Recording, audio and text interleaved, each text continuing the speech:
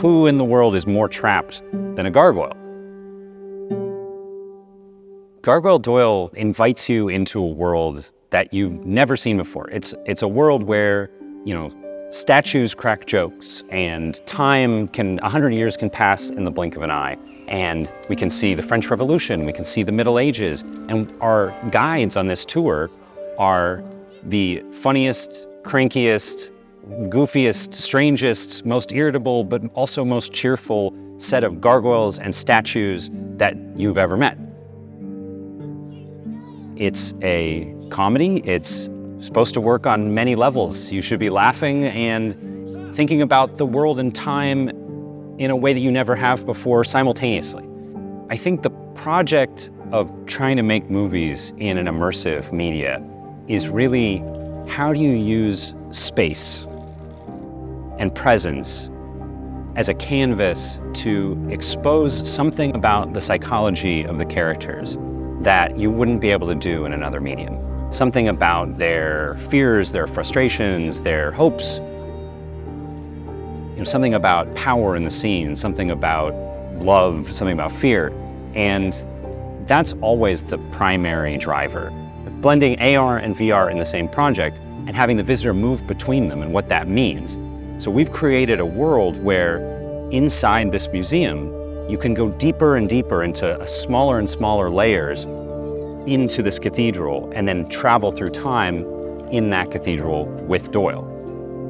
If you can go in and out of your own space fluidly, you can go into the world of the character, but then bring the characters back out into your living room, into the installation, into real space. So it really is a visual and, auditory world that's built on top of story and technology.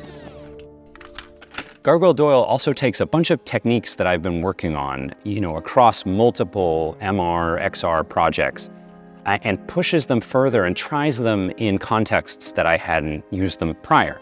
And so, what I'm specifically talking about is the system of camera movements that I call zips, where, with hidden interactivity that the visitor's not aware of, yet modifies the movie and the pace to their interest and to their speed. We combined them with shifting levels of agency and embodiment for the visitor, where in different layers of this kind of nested project, you are expected to do more and interact more as yourself, and characters look at you and speak to you and make requests of you in some layers, while in other layers of the narrative, you leave yourself behind in a way that's very like cinema, to focus on the protagonist's emotions and the Doyle's catharsis, and then go back and bring that back into the AR world. Last year, we took Gargoyle Doyle in prototype form to the Venice production bridge, and it was really an incredible experience. We shared the prototype with people from around the world and were able to find partners and get additional financing, and I think most important for me, just really high-level and detailed feedback that helped our iteration all year from then till now, deepened the characters, deepened the themes, and really pushed us to explore further with Gargoyle Doyle. It's just an incredible honor that Jason Isaacs agreed to perform the role of Doyle. And one of the best days of the production was recording that performance with him. He brought so much drama and humor and things that, jokes that I hadn't laughed at for a year on the page now were funny again and fresh. They can't help their short, brutal, chaotic lives. It's what they're made of. Squishy, terrible.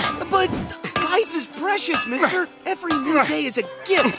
Performing the role of Chet is Haley Joel Osment, an incredible actor, super funny, super dramatic, got a great performance, and the combination of Haley and Jason is just such a perfect fit for the relationship that we're trying to portray.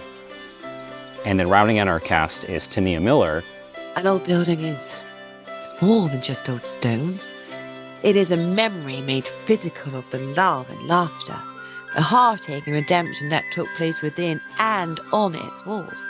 She has a presence throughout the piece that is at a deeper level, and she was wonderful to work with.